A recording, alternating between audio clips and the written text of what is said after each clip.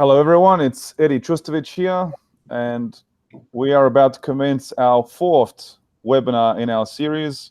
I welcome everyone from all over the world, including our young and brilliant students and young professionals from Bosnia and Herzegovina. Our guest today is Professor Ervin Sejdic from the University of Pittsburgh.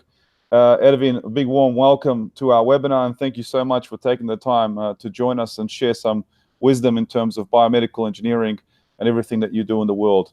But before we commence our webinar, let me just say a few words about Ervin and the great accomplishments that he's had. So he graduated with a Bachelor of Engineering Science and has a PhD degree in electrical engineering from the University of Western Ontario, London, Ontario in Canada. Respectively, he graduated in 2002 and 2008, and we were just earlier on joking that he's no longer a young professional. From 2008 to 2010, he was a postdoctoral fellow at the University of Toronto with a cross appointment in Bloorview Kids Rehab, Canada's largest children's rehabilitation teaching hospital. From 2010 until 2011, he was a research fellow at the Harvard Medical School with a cross appointment at the Beth Israel Deaconess Medical Center. From his earliest exposure to research, he has been eager to contribute to the advancement of scientific knowledge through carefully executed experiments and groundbreaking published work. This has resulted in co-authoring over 130 publications. In fact, I'm probably sure that this number has gone up since our last interaction.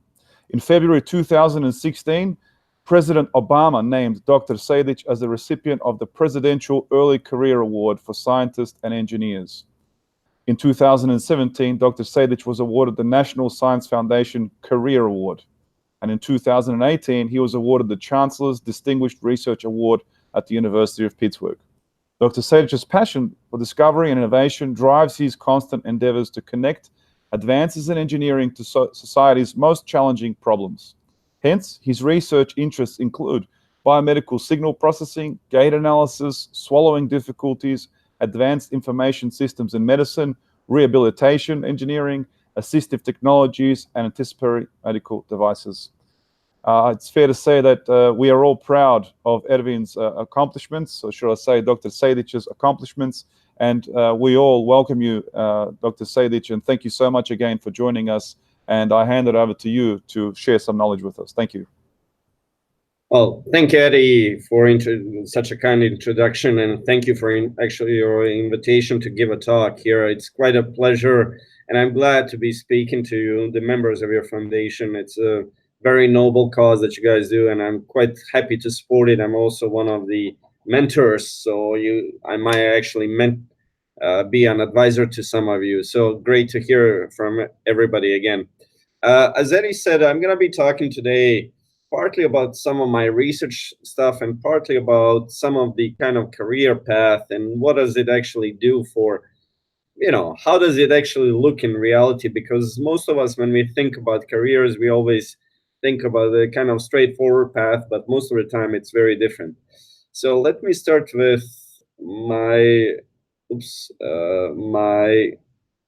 presentation. So hopefully you guys can see it.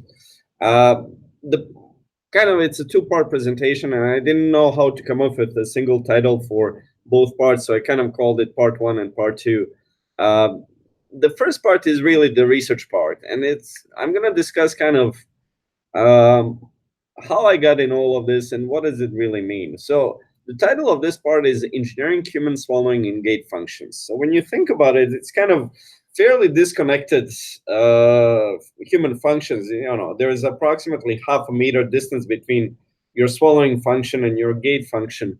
And just by coincidence, I actually ended up doing both of these and studying both of these human functions just due to my training that I had over the years.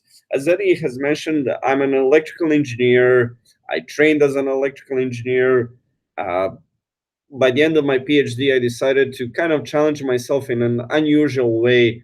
So I decided to take an offer that I had for a fellowship in biomedical engineering and rehabilitation engineering at the University of Toronto. And that's when I started exploring some of the applications of electrical engineering and medicine. And that's how I ended up doing most of these things that I do these days. So when it comes to my research, it's fairly kind of straightforward idea. We have two human functions, swallowing and gait. We walk every day, we swallow every day, multiple times, And what we really want to do is kind of use multimodal physiological assessment of both of these functions, which will include radiographic images, so X-rays, neuroimaging, MRI, EEG, or any other neuroimaging modality, accompanied with physiological signals, other physiological signals that we can acquire, the kind of level of human skin, so non-invasive physiological signals. And we want to kind of come up with a comprehensive picture of human swallowing or a gait function. So that's kind of a idea in a nutshell. And what we typically do, we work both with healthy controls, but also most of our work these days is really dealing with patients and kind of understanding how these functions change with different pathological diseases. So when it comes to swallowing, our goal is very simple, is to develop a computational biomarker indicative of dysphagia and aspirations. So what is dysphagia? Dysphagia is really a broad umbrella term for referring to any swallowing difficulties. And aspiration is a very specific event that occurs during swallowing. That is when the food goes the wrong way. Most of us have this issue, on a daily basis when we eat or drink something and we feel the food has gone down the wrong pipe. Well, that's exactly what aspiration is. So in healthy controls, we typically cough it out. So that's our kind of natural response. However, in patients that cannot swallow or have swallowing difficulties, they don't cough it out. So a lot of this food goes down the wrong pipe. It goes down into their lungs and they end up with pneumonia, or even if they don't end up with pneumonia, they're kind of, because it goes down the air tubes, it makes difficulty for them to breathe, so they choke, they have issues swallowing, and they just don't feel comfortable eating. So what we decided to do about 10 years ago when I joined the University of Toronto as a postdoc, we were saying, well, we're going to just position an accelerometer and a microphone down around the cricoid cartilage, and we're going to listen to the vibrations and sounds of swallows. So the sounds and vibrations we actually hear are those, if you kind of plug your ears and swallow, that's exactly the sound that we are trying to characterize. And the reason for doing that, why we decided to do it, is because the state of the art now for the assessment of swallowing difficulties is to use an X-ray, right? So we would position a patient in front of an X-ray, and we would then monitor how the person swallows. The only issue is, we don't have X-rays everywhere. We swallow about 1,000 times a day. So, if you position a patient that many times in front of an X-ray machine, the person will die at the end from exposure to radiation, not the swallowing difficulties, right? So we wanted to come up with a quick and easy tool that we can use in kind of emergency room settings, or just for quick and easy assessment of swallowing at home or any other hospital unit. So it started as a very nice idea. We thought we're going to be done in about 6 months. 10 years, almost 11 years now, fast forward, I'm still working on this issue. We have made significant advances in this field, but still we are just scratching the surface when it comes to what it really takes. So we're trying to kind of develop a computational biomarker using non-invasive sensors. So fairly simple sensors, but we can, avoid some of the things. And along the way, some of the things that we wanted to understand was we wanted to see how some of the things that we swallow affects our brain networks. Because what happens is every time we swallow, your brain networks slightly rearrange. And that has not been studied very well or at all before we started doing it. And the reason for us kind of thinking about this was very simple. Uh, Throughout my clinical experience, for example, I noticed that uh, depending on the texture of the food, you might cause the patients to actually have no aspirations for whatsoever. One of the best examples is that I have was a very small child. I think it was about 1 year old. One of my youngest patients. The child could not swallow properly, was aspirating constantly, and the clinician that I worked with, he's like, well, let me try something that I kind of found out empirically that it works. So I looked at him, I'm like, all right, let's do it. And we were trying to we mixed barbecue sauce with the food. And the moment we started feeding barbecue sauce with food to the child, there were no aspirations anymore. So it was a kind of a big revelation for me. Wow, this, just even the taste of food will change some of these issues. Of course, the bigger issue is trying to feed a kid a banana with barbecue sauce, and it's very bad taste, but there were no aspirations anymore, right? So that's what has prompted us to investigate some of the things when it comes to swallowing brain networks. So we had a number of experiments here at the University of Pittsburgh where we looked at the swallowing brain networks in a healthy controls across uh, adults age, from 18 to 65. Uh, Drinking water and different fluids under different conditions. And we actually saw that through fairly extensive data analysis that we did, and we actually had to develop new algorithms in order to analyze this data, is that yes, swallowing brain networks change on with each swallow. And this might be the reason why certain patients, when they come for video fluoroscopy, they have healthy swallow, safe swallow, then suddenly they aspirate, then they might have some level of penetration of food in their throat, and then they have a completely safe swallow again.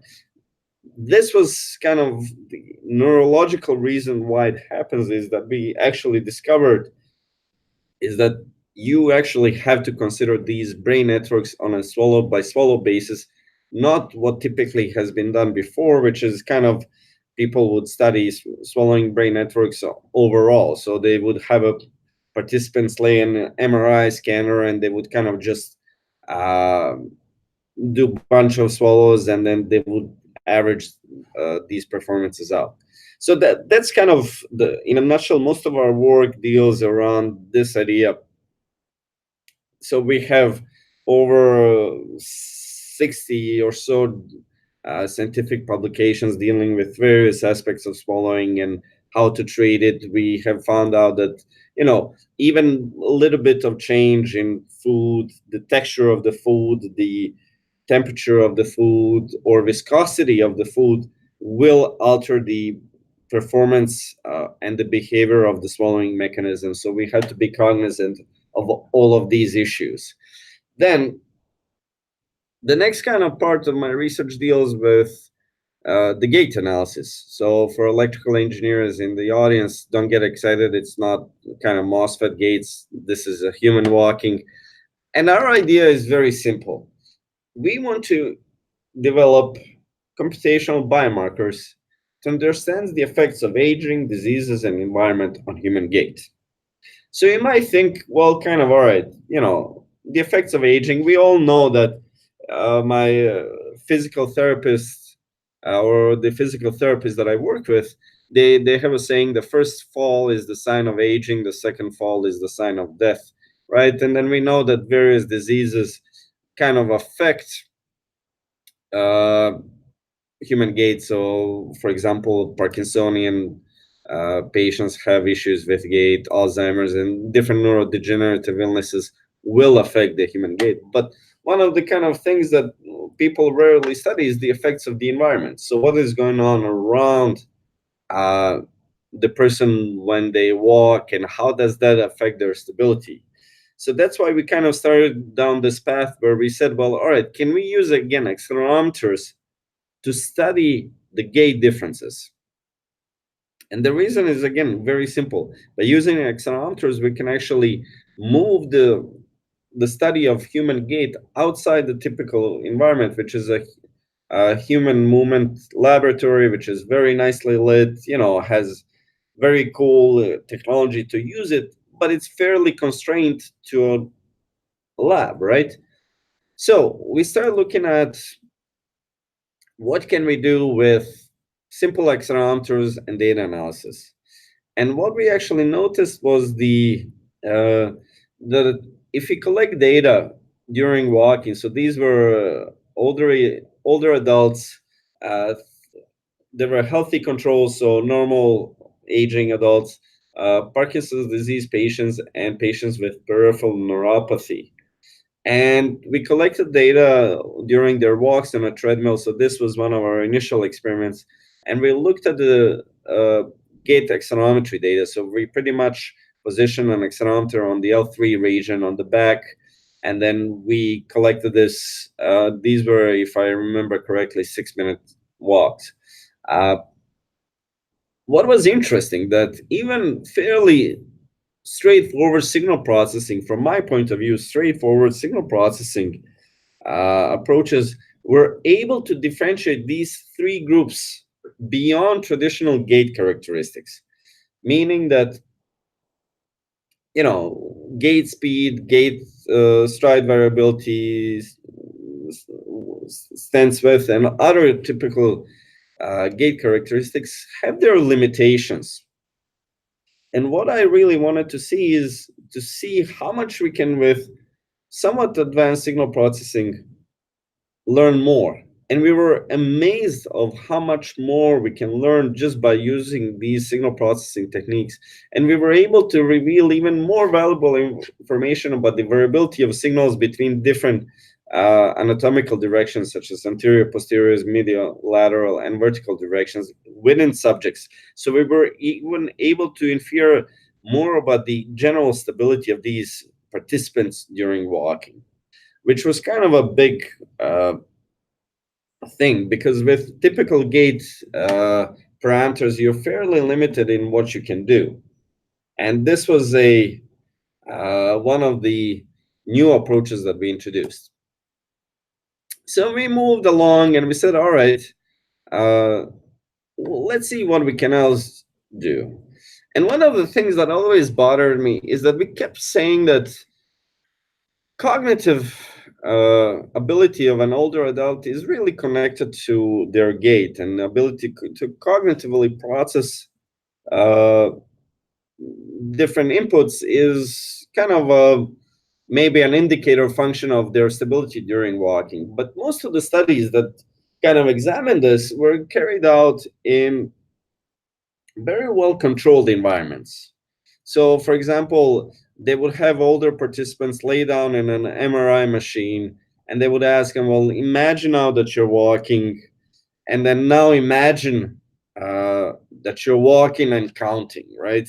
So kind of interesting perception, but very difficult to actually correlate. I mean, yes, neuroscience research has shown that you can imagine and kind of involve the similar brain parts in the process, but again, it wasn't really that obvious. So what we decided to do, I have in my lab something called transcranial Doppler sonographer. So pretty much it gives us an ability to insonate the major blood vessels in the brain. So we were pretty much doing the ultrasound of the major arteries in the brain.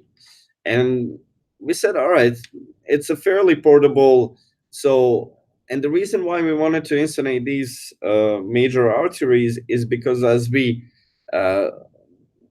do cognitive as we increase cognitive load, there is more blood flowing to the specific brain region. So higher blood flow means higher cognitive load. So we said, all right, I have a transcranial Doppler sonographer in the lab. I have a very fancy treadmill in the lab, which not just is a treadmill, but also it has it's instrumented treadmill, meaning that I can get all the spatial characteristics from during walking, so I can actually get the step width, step stance width, and so on. And I said, well, let us do just a fairly preliminary study at this point in time, dealing with healthy subjects for the time being, because we don't know what's going to happen. And what we said, we collected data from young, healthy adults. These were engineering university students, so they're all good in math. And we did kind of two different walks. And what we showed is, so the first walk was very simple. They would walk for about 10 minutes. We asked them to remain thought-free during these 10 minutes. Again, it's fairly difficult to remain thought-free for 10 minutes, but as much as you can. And then the second walk, we asked them to do a cognitive task during the second walk. And the second walk was fairly simple. What we thought is fairly simple is subtracting sevens from 10,000. So it would start 10,000, 9,993, 9,986, and so on, right? And they all laughed initially when we mentioned the second task, and they said, well, that's easy. And then they started doing it. Many of them had difficulties doing this while walking.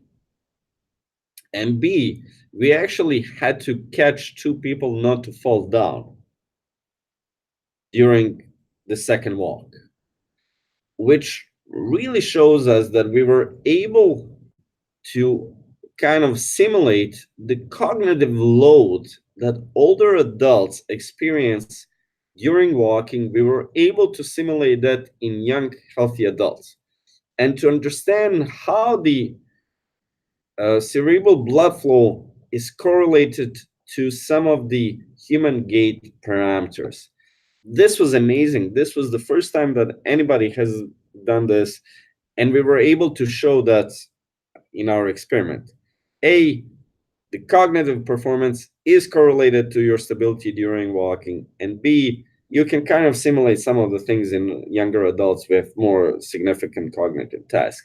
So that just means that, what are the implications of our work? Well, imagine, older adult walking down the street, especially a busy street with many cars honking, street signs, commercials, infomercials running on the side, God knows what, right? And all these things overload the brain of an older adult, and the brain at one point in time just gives up some of the functions and says, well, okay, fine, I cannot do this, so I'm gonna give up walking. And that's how older adults typically fall down, just because, especially during the heavy cognitive load. And the other thing that was kind of interesting for us was that we were able to, with my team my colleagues from Canada, we published very interesting paper a couple of years ago, where we showed that the dual task gait predicts dementia. And so let me explain what's the big thing about it. Typically, to predict dementia in older adults is fairly kind of difficult, and you kind of are trying to do different stuff, and it's never too easy, right? Here, we asked a group of older adults to perform a dual task gait. So essentially just walk and perform some cognitive tasks. So similar to counting backwards or naming animals, or saying just words that start with certain letter, right? So if you tell them letter A, they will say apple, atom, and so on, right? So we were able to demonstrate that gait characteristics during dual task gait are very different in older adults with mild cognitive impairment versus a typical kind of older adult with no mild cognitive impairment. So that was a huge thing for us to discover through our work, is that you can actually use something simple as walking to predict potential dementia, right? And I can go on for hours about all the different papers that we published, but I'm gonna try to wrap up the research part here. So where are we going with our swallowing research? Essentially, what we are trying to achieve is a kind of a dream a bit here. So imagine, that you holding your smartphone, you have a bunch of sensors connected on you, and you're eating or drinking, right? And we can send it wirelessly to your phone saying, hey, this food is not good for you. Stop eating it because you're aspirating or it's causing you swallowing difficulties. Or we are able to detect that in real time and then maybe perform functional electrical stimulation during uh, uh, eating so you don't aspirate, right? So, or the other thing that we are thinking about is based on our studies, we will be able to infer about, especially with food or drinks manufacturer, we will be able to tell them, listen, your food or drink is causing too many swallowing difficulties in this population or in general. Maybe you should try changing certain things in your products so to decrease the number of these incidences of swallowing difficulties, right? And similarly uh, for gait research, what we're trying to do is really we're trying to come up with multimodal physiological assessment of patients and general adults in order to propose novel outcomes of functional recovery, right? So for people that have, let's say, swallowing difficulties, gait difficulties, for various reasons, we will try through our research to kind of say, hey, this therapy or this uh, intervention really works well for them. Or, for example, here we have a gentleman in a exoskeleton. So maybe, for example, actuating. So one of the things now when people use exoskeletons, they are great tools, but every time when they want to step, a person has to kind of stimulate. If they have a loss of muscle, they have to manually stimulate the exoskeleton, right? Imagine that you can actually predict this intent to move in order to stimulate the exoskeleton. That would be a huge thing. So kind of combination of physiological assessment and novel interventions is where we want to push our research down the road when it comes to the gait research. So having said that, I think we're halfway through my presentation. This is kind of a quick overview of my research. There are many papers, many different things that we do, but this is kind of in a nutshell the biggest kind of work. Now, I want to really talk about the kind of the path to success. And I kind of call this part my thoughts on success in research and development and life, right? So some of these things are kind of relevant to both professional and personal lives, right?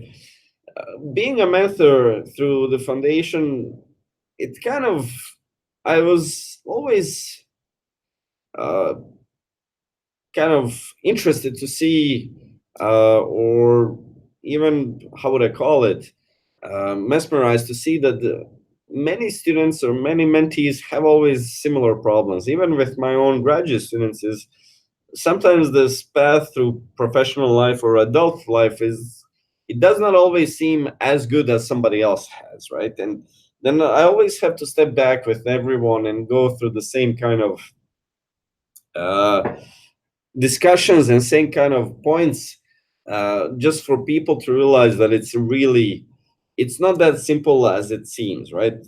Or maybe as not as trivial as it seems. So, when Eddie was introducing me, he said, he did achievement number 1 in this year, achievement number 2 later on, achievement number 3 in such and such a year, and then achievement number X is, in such and such a year. And this is a typical life story that we hear about all the time, right? So it's whenever you read about somebody's biographies, it's always kind of a straight line.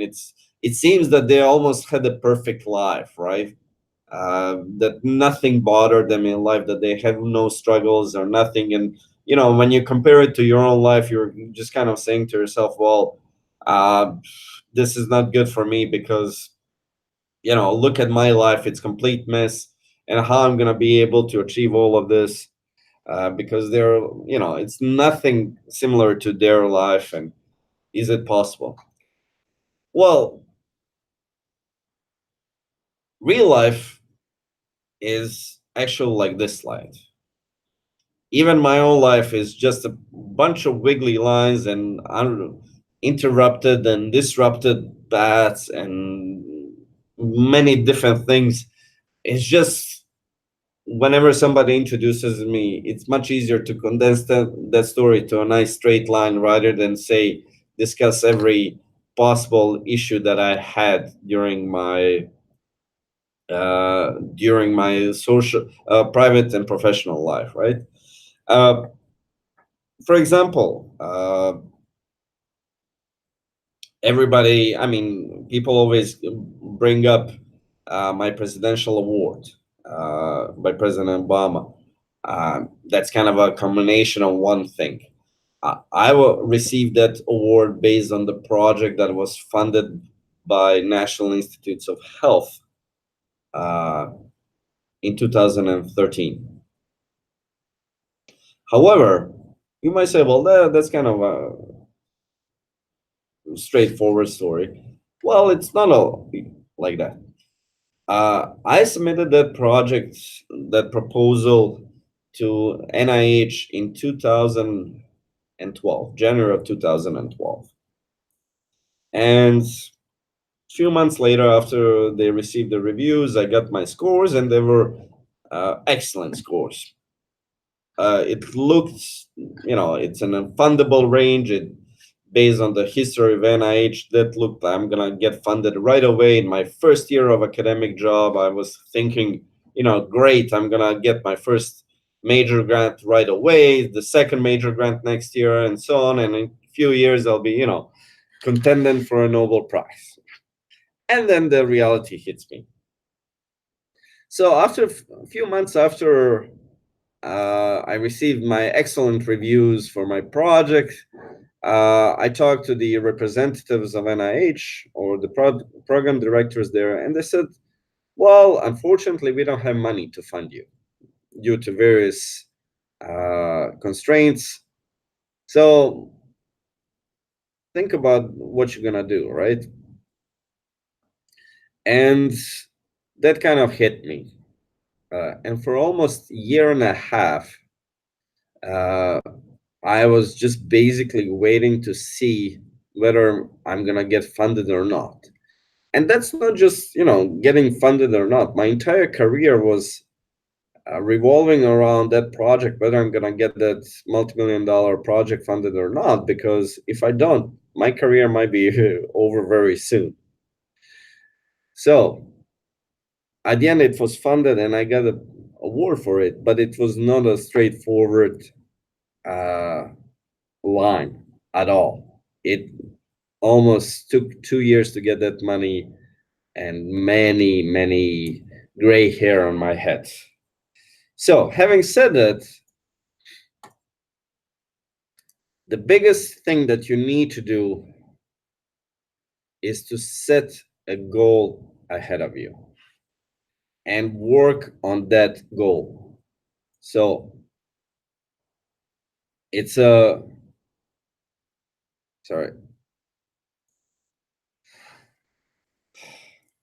whatever the goal is, set the goals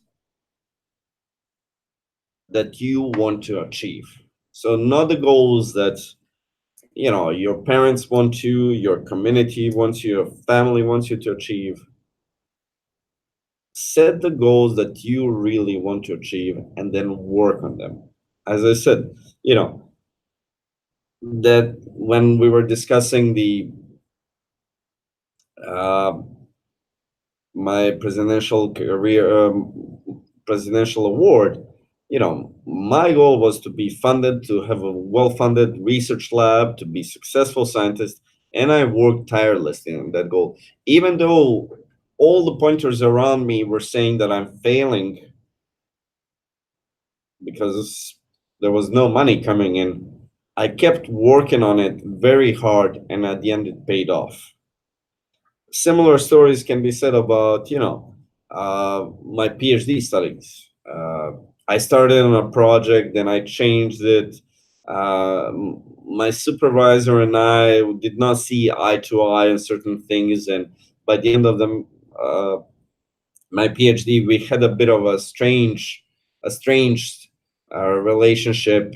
Mostly my fault for being too overzealous or too egoistic in certain cases, but it wasn't goal. And even in my undergrads, there were certain personal issues that affected me greatly during my undergrad, and I had to focus very hard at that point in time to actually manage to graduate from my undergraduate degree and to actually get the degree before moving on. So having said that, set the goals that you want to achieve. Don't right away set a goal to get a Nobel Prize. Be a step-by-step person, a goal that you can achieve within the next few years, and work on that goal tirelessly, regardless of how many things fail around you, and they will fail. Work and have a reason behind those goals. So don't just set a goal. Oh, I want to get a degree in biomedical engineering or electrical engineering, or I'm gonna get a degree in a PhD in something. You should know why you want to get that degree or why you want to achieve that goal. Because if you don't know it, at the first sign of troubles, you will fail because you will have no reason why you're actually doing it. So keep that in mind. The other thing is, one of the things that I did not realize all these years, or initially in my career, is that if you don't fail along, you will never be successful. That's the most important realization that I had was you need to fail many times in order to be successful once, because failures are the experiences where you will learn the most, right? If you think about it, if you just uh, do something and you're quite successful at it right away, you're either exceptional talent or lucky. But regardless of it, you will not learn a lot. If you ever played an instrument, you know that to become a good, let's say, guitar player, you have to practice a lot. And you will fail many times. You will not be able to play well right away, but over the years, you get to be better. It's the same thing uh, that will constantly happen in your life, both professional and personal life. The other thing that you have to kind of remember is that you need to get out of your comfort zone. So don't, for example, when I discuss future plans with students from Bosnia and Herzegovina, they often contemplate whether to, uh, whether they want to go study abroad or stay in Bosnia and study in Bosnia. And I ask them, well, what is your main reason for staying in Bosnia? And they would say, well, they feel comfortable. Well, you need to get out of the comfort zone, regardless of what you do. Get out of the comfort zone, because that's when you're gonna learn the most, and that's when you're gonna gain uh, uh, most of the knowledge and experience. Uh, The other thing you have to get used to it is that many of your ideas in general, or if you become a scientist, many of your experiments will fail. So get used to the idea that regardless of what you do, these things will fail, and you need to take these failures as a learning opportunities. And that's it. And then at the end of the day, you have to remember, like, especially in competitive cultures like American culture or North American culture, uh, you're constantly challenged to be better. So, for example, after I received my presidential award, I thought that, well, whenever I submit now a proposal to scientific proposal to National Institutes of Health, I'm gonna always get funded because I'm a big shot scientist who was just given a presidential award because NIH recommended me. Well, I learned the truth very soon that even when you're established, you need to challenge yourself because otherwise you will not be successful. And that was the same thing with my grants, and that's the same thing with whatever else I do in my life. Uh, because if you don't challenge yourself, if you don't get out of your comfort zone, you will not gain additional knowledge, additional experience. And keep that in mind. And then the other thing that you need to remember is that you need to get used to having mentors or a mentor or mentors. You will need them for the rest of your life. Uh, and this is one of the most important things that you can think about it is that you always need to surround yourself uh, with people that have been along that path that you want to take. So if you want to become, the next great basketball player, you need to surround yourself with people that understand basketball, that have played basketball, that played basketball in NBA, and they're professional. They're no. You don't want to surround yourself with soccer players or handball players because they're not. I mean, yeah, they generally play sports, but it's a very different path and different route, right? And you want to surround yourself with people that you can really learn from, that will take time to explain things to you, right? So not like the character, on the left side, which says, I would like to mentor you. We can start by you getting me some coffee, right? No, that's not the mentor uh, that you want to have. It's the mentor that will take, on the right hand side, we have this like Roman style people where an elderly gentleman is reading to a kid. That's fine. Regardless of how old you are, you should always find somebody who has more experience than you and listen to what that person has to say, right? Again, the person has to have relevant experience so they can actually tell you about your path, right? If you want to become a world traveler, you're not going to take an advice from somebody who has never left their own town, because they don't know what's going on be outside their own town, right? So find the relevant people that can mentor you and ask them for help. The worst thing that can happen to you, somebody will say, well, I'm sorry, I don't have time. But they might recommend somebody else who has time or who is willing to mentor you, right? So have multiple mentors and listen to them. Listen to what they say because they've been down that path and they know what to expect. If they tell you don't do something, then you should definitely listen to them. And the last but not least, hard work has no substitute. Uh, I often see many people who are uh, talented, have exceptional abilities, and no desires to work hard. And that's not a substitute. You always have to remember that there is regardless of how much you work hard, how hard you work, there is a person somewhere in the world who is trying even more, because that person is more motivated than you, right? For whatever reason. And this is true in any spheres of your life. I remember, whenever we search for a new faculty member in our department, we typically have candidates that are, when you average out the performance, you can kind of get a nice picture of what the candidate is, right? But then there is always one or two outliers who are much better than everybody else.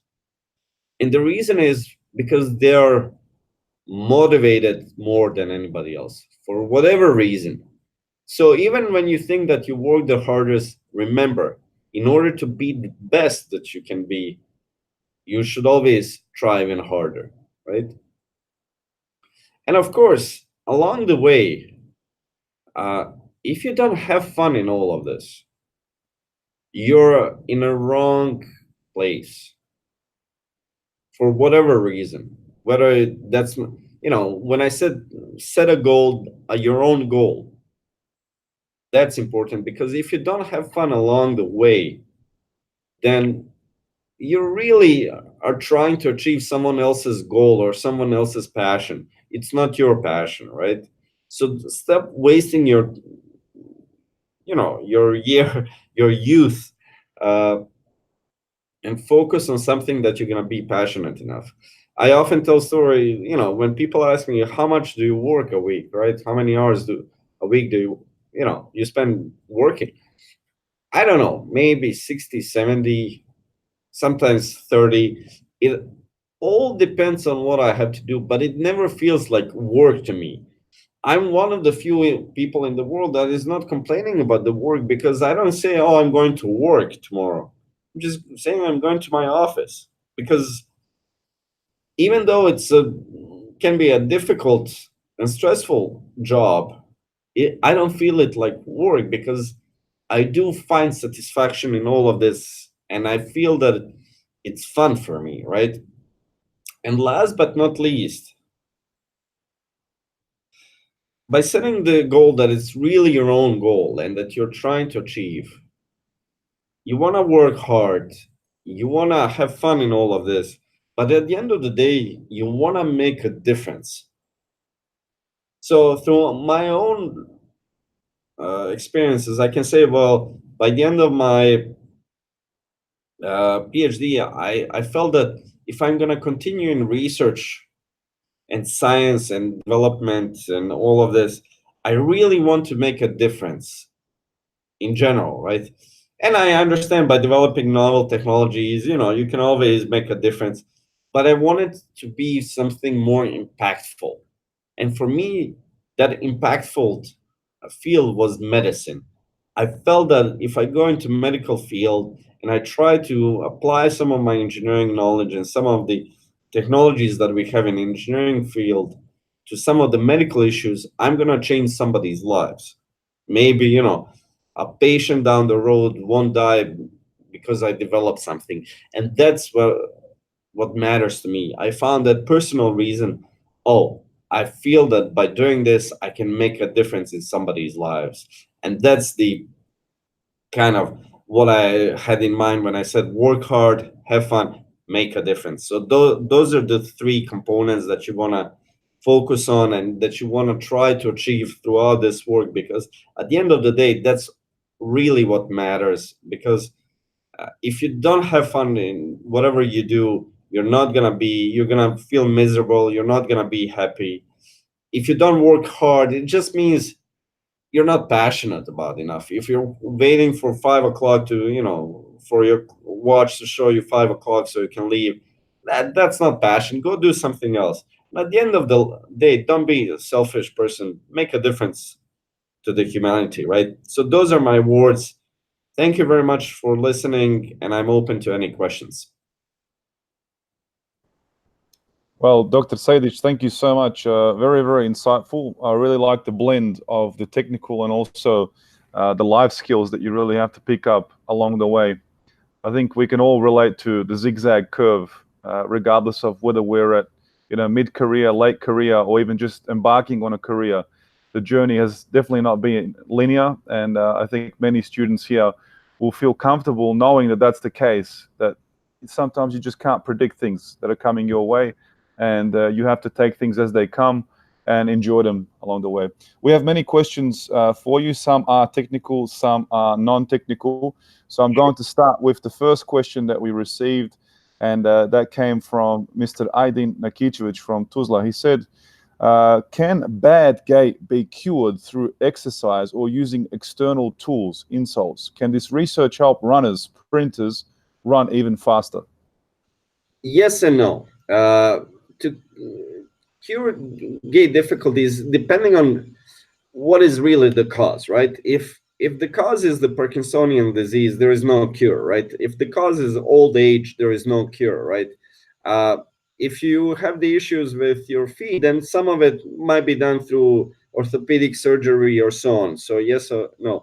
And some of the analyses are actually, some of these things, sensors have been used by, even here in Pittsburgh at the University of Pittsburgh Medical School and the medical center. They work with the local athletes, because we have the three large sports club dealing, hockey, American football, and baseball. So they often come to our research facilities to see whether they're actually most optimized way of running or stepping or so on, right? So it's a combination of all of this, and it depends what's the real reason. If you're trying to optimize gait in athletes, that's a different story from trying to kind of help somebody that has a gait difficulties, right? And gait analysis is very small in a sense. What I do is very specific, right? When it comes to engineering human gait, we can actually look at the tissue and bone regeneration, exoskeletons, orthopedic devices, or even like walkers and so on. So there are many different ways to approach it. It all depends what's the root cause of the problem.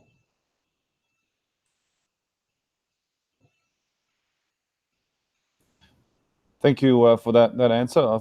That's comprehensive enough for Mr. Aydin Nakicevic. We'll go to the next question. Miss Emina Merdan from, I believe, Mostar or somewhere in Herzegovina, as far as I know. Professor Sejdic, can you please explain a little bit more about the role of hyoid? I believe this is not bond. I think it's... Yeah, it's bone. Bone, yeah, bone. Sorry, apologies. I think that's a misspelling. The bone in swallowing analysis. Yeah, so essentially and I did not know this until I actually started exploring the swallowing mechanism. We have a small bone here in the neck, and every time we swallow, that bone pulls the muscles up and then brings them back. So that bone moves in almost elliptical shape, and it's one of the precursors that clinicians use to examine whether a person has the what is the kind of the root cause of swallowing difficulties. So they believe once you lose that ability to, or the hyoid bone, it does not move in a nice elliptical shape. Once it's starting kind of moving erratically, that's a kind of the sign, the root cause of some of the swallowing difficulties, right? Because it pulls muscles and then brings them down. And then every time, even when we have, so typically hyoid bone is at a certain location, and the moment we have anything on our tongue, it starts elevating because it's preparing already for the next phase of swallowing, right?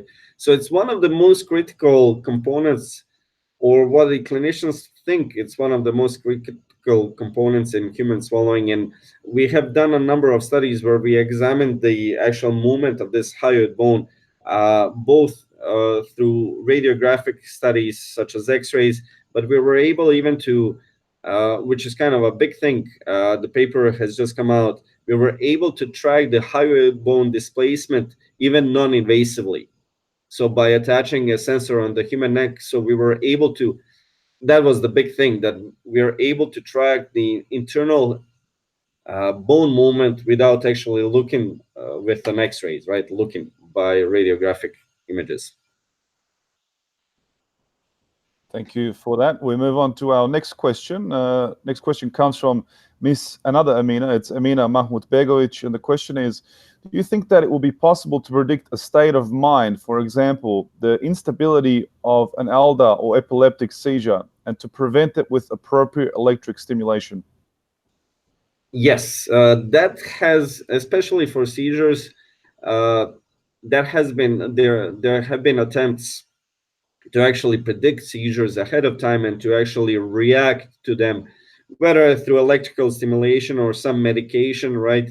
I don't know. I'm not sure what the current state of the art is because I'm not following that aspect, but I know that there have been attempts to do this, and it's a fairly complex problem. It's one of those problems where you start kind of initially thinking you can do it fairly quickly, something, especially engineers like to go into that field thinking they can make a difference, just by developing an algorithm quickly, and then they realize that it's fairly difficult problem because differentiating the onset of seizure is very difficult from the rest of the brain activities, right? So I know there have been attempts. How far they have pushed them, I'm still not sure. I haven't looked at the literature recently. Sounds like some additional work for Miss Amina Mahmoud Begovic to look into herself. Thank you for that answer as well. Move on to the next question, Mr. Ali Mokayes from Tuzla. He says, with the research on heavy cognitive load impacting motor functions, what are the next steps being undertaken in helping decrease the cognitive load on the elderly? So it's not really possible to decrease the cognitive load. What we are really trying to do with all of that kind of assessment of cognitive load or that kind of type of work is to really predict fear of falling, because no older adults suddenly falls down. It's just not the human nature, right? What typically happens is that due to heavy cognitive load, due to different surrounding factors, older adults start to have fear of falling, and they keep fearing, and they fall down at the end. So we're just trying to use cognitive load as a kind of a predictor of fear of falling, and that's our. So one of our other experiments that we did, and I did not mention it in the presentation, is we looked at the comprehensive physiological assessment during walking. So we looked at the breathing, ECG, skin conductance, also acceleration on the back. We looked at these physiological signals, and we were trying to come up with a model of walking to understand it. And we actually saw the differences in some of these physiological signals as the walks became more difficult. Because, for example, the skin conductance, especially in the fingers, that's one of the natural responses of human body, is that whenever we are fearful, we start to sweat. Our palms start to sweat and our heart rate increases. That's a natural reaction of human body, right? So we're trying to use these kind of early warning signs to kind of infer about that fear of falling, right? Of course, in certain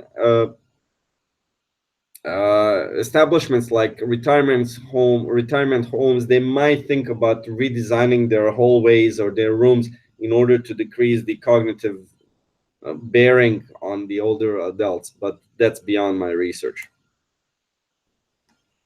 Thank you very much. We'll move on to our next question.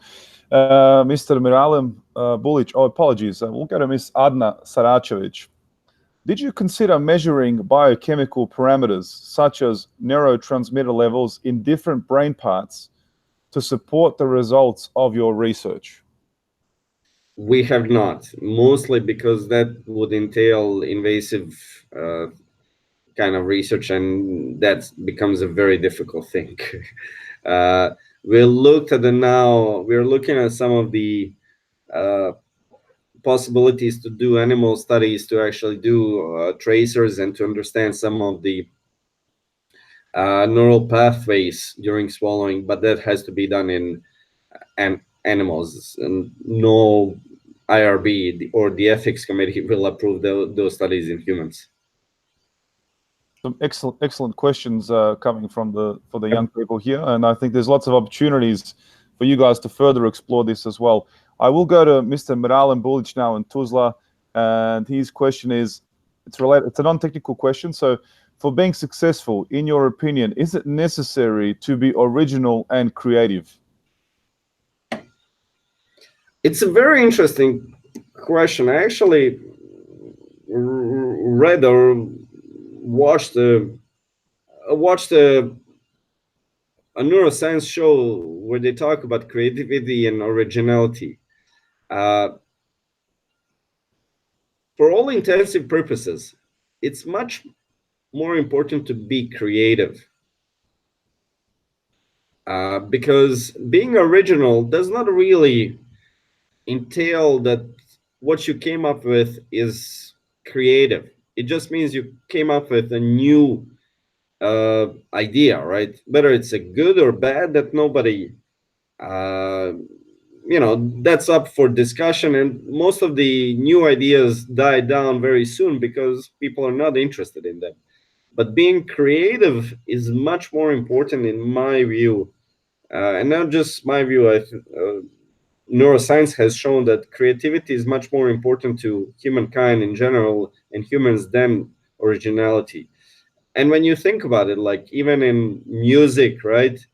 For people that are very successful musicians, they typically took something that existed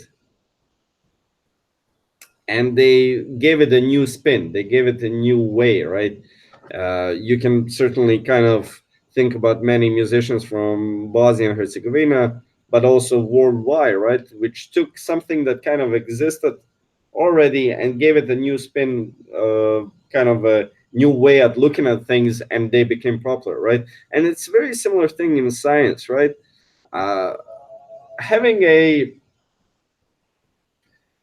new idea, well, that's fine, but it's much better if you have a creative idea. So you took something and you gave it a new spin. So in my sense, I think it's much better to be creative, because that's really where new things useful to the humanity will come in. Coming up with new idea, yes, I can come up with many new ideas, but that's good. Essentially, you need new ideas, but it's better to come up with new creative ideas.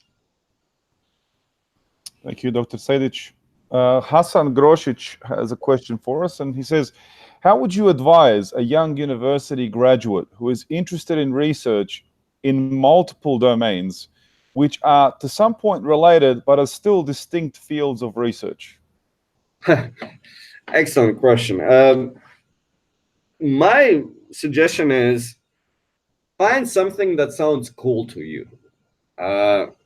It doesn't really matter. If somebody asks me, at the beginning of my undergraduate career or my undergraduate studies, are you going to do research on swallowing and gait? I would say probably not, because that has nothing to do with engineering, right?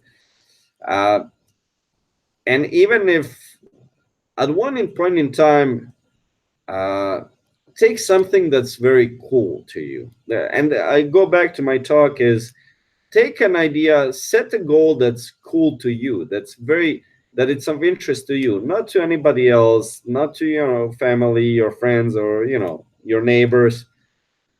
Take that and run with it, go with it. And that's more important than oh, should I go into this field or that field, or am I gonna have a job with if I do this or do that? Don't worry about all of that. The more important aspect of all of that is go something that is of interest to you. That's how I started my PhD research. I wanted to do more data analysis. For some reason, I was always interested in numbers. I liked math. I liked doing stuff with math. And I had no idea what data analysis is, but I thought, well, that's kind of cool. And I said, well, by the end of my PhD, oh, I really think I would like to do something in medicine. And I had no idea what was that in medicine, right? I just kind of ended up getting a fellowship at the University of Toronto, and my supervisor, postdoc supervisor, said, well, you're going to be working on swallowing. I'm like, oh, okay, fine. But it sounded cool to me, and that's more important than anything else, right?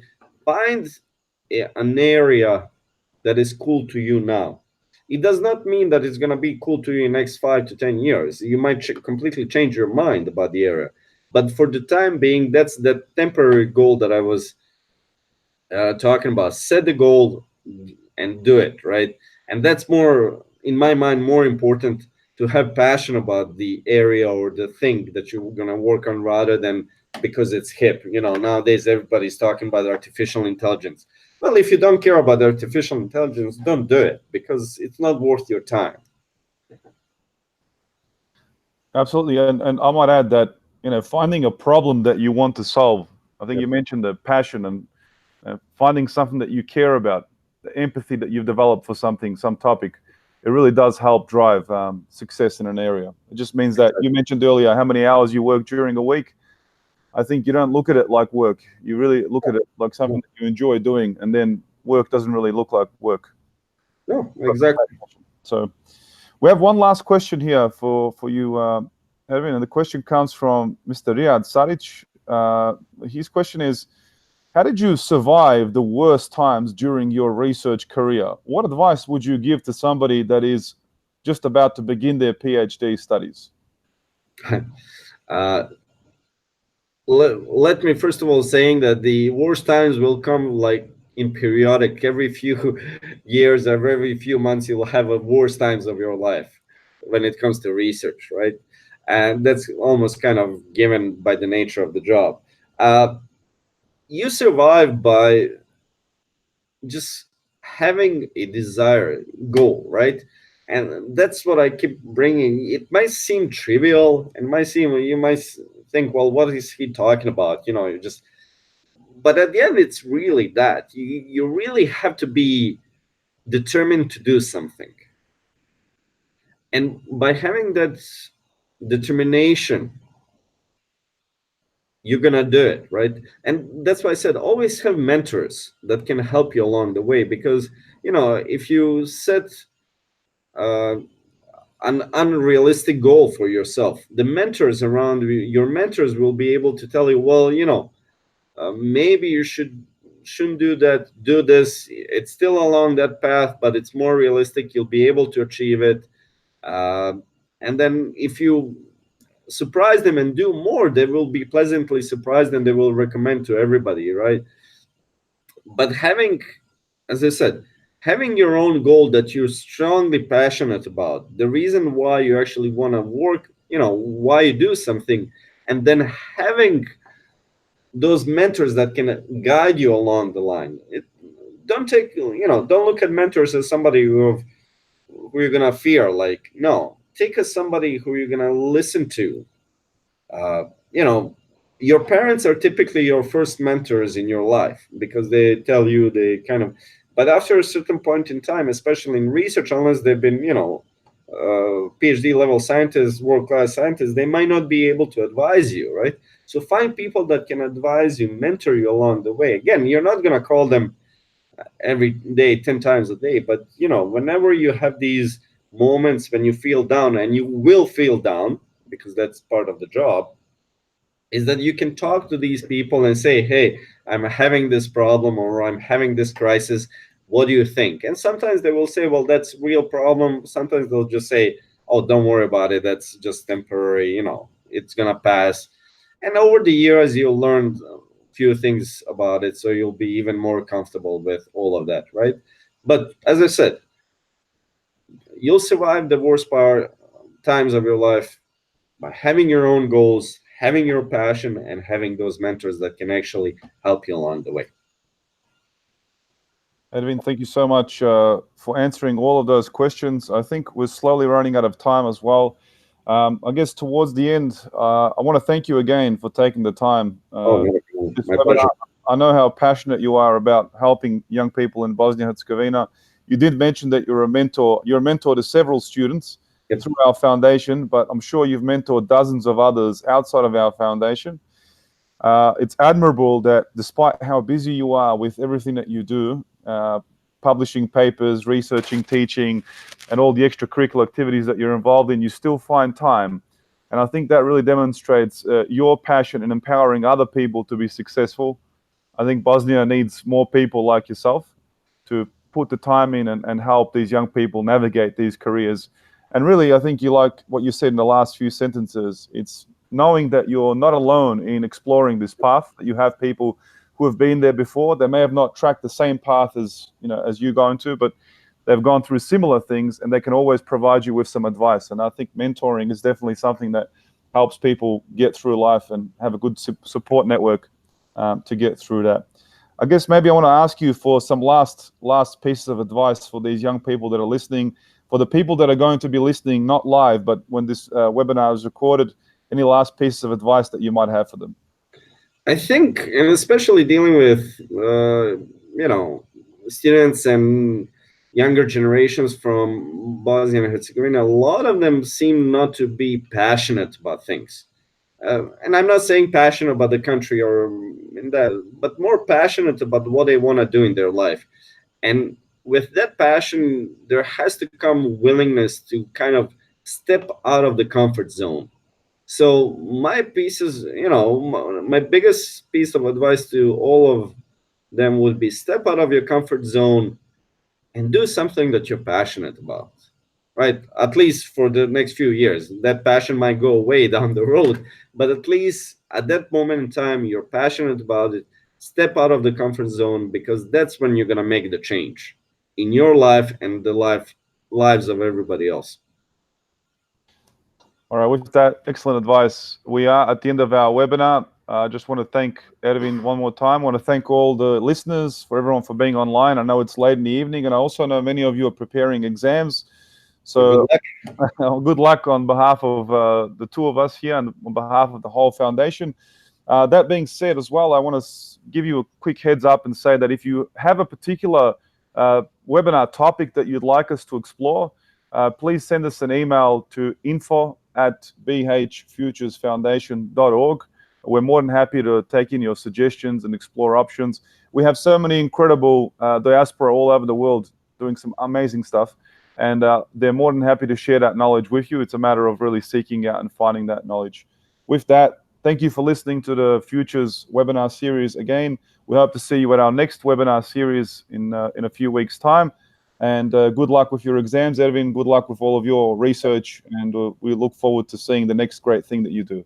Likewise. Looking forward to hearing from you guys. Bye.